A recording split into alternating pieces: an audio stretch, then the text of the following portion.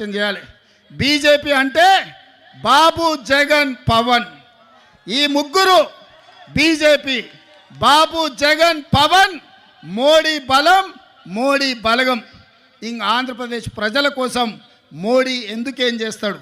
ఎవరు గెలిచినా ఆయన దొడ్లోకి పోయేటోళ్ళే.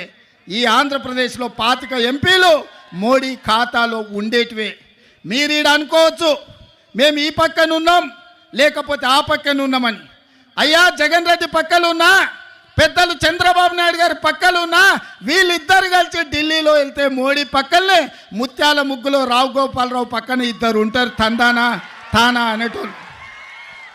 వీళ్ళిద్దరు అదే కదా ఢిల్లీకి వెళ్తే. ఢిల్లీలో వీళ్ళు ఎవరైనా మోడీని అడుగుతారా? మోడీని నిలదీస్తారా? మీ ప్రాంతం కోసం ఏమైనా తెస్తారా? మరి ఒకవేళ తెచ్చేటట్టు అయితే 5 ఏళ్ళు వారున్నారు, 5 ఏళ్ళు వీరున్నారు.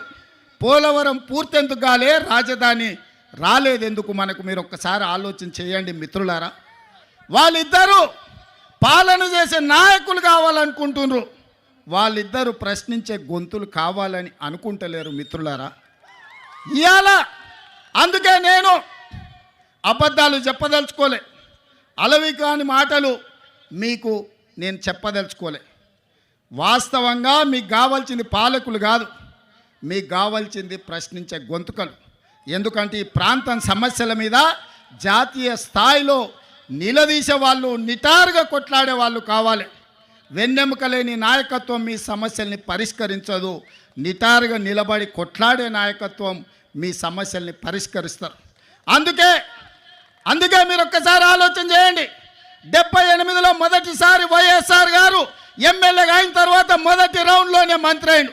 ఎన్నిసార్లు అధికారం వచ్చినా వైఎస్ఆర్ గారికి అవకాశం రాకపోయినా ఈ 3 రంగుల జెండాను, ఈ కండువాను కప్పుకొని గాంధీ కుటుంబానికి అండగా నిలబడ్డాడు.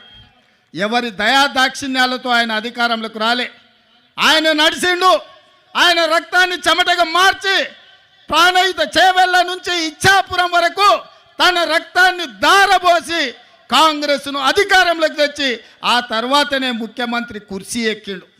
మరి ఇయాల మిత్రులారా, షర్మిలమ్మ ఇక్కడేదో ఉందని అట్లా పోయి కుర్చీలో కూసుంటా అని రాలే.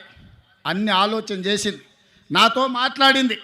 అన్నా నేను అక్కడికి పోతున్నా, ఏం చేయాలి అంటే, ఎందుకమ్మా ఆడ ఏం లేదు కదా అన్న ప్రజలు కష్టాలలో ఉన్నారు. ఇక నేను నిర్ణయించుకున్నా, వైఎస్ఆర్ మా నాన్నగారి ఆశయ సాధన కోసం ఈరోజు ఆంధ్రప్రదేశ్ ప్రజలు కష్టాలలో ఉన్నారు. వాళ్ళకు అండగా నిలబడడానికి నాకు వయసు ఉంది, ఓపిక ఉంది, వాళ్ళ కోసం కొట్లాడే శక్తి ఉంది. నేను మళ్ళా వెనక్కి వెళ్తున్నా. వైఎస్ఆర్ బిడ్డగా, ఆయన రాజకీయ వారసురాలుగా ఎక్కడైతే పోగొట్టుకున్నామో అక్కడనే మొదలు పెడతాం. వైఎస్ఆర్ ఆశయ సాధను ఆంధ్రప్రదేశ్ గడ్డ మీద జెండా బాతుతాం.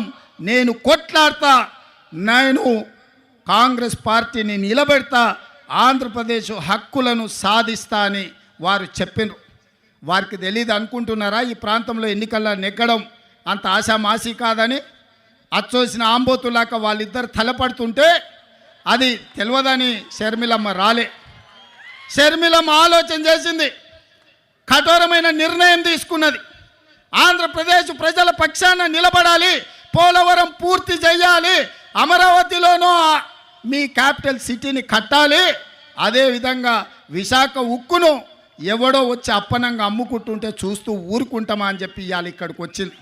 ఆనాడు లక్షలాది మంది రోడ్లెక్కి ప్రాణ త్యాగాలు చేసి 32 మంది ఆత్మ బలిదానాలతో విశాఖ ఉక్కు ఆంధ్రుల హక్కుగా ఈ సంస్థ ఏర్పడితే అదానీ అంబానీలకు, అదానీ గారి కోసం ప్రధాని గారు తెగ నమ్ముతుంటే వీళ్ళెవరు ప్రశ్నించే పరిస్థితి లేదు.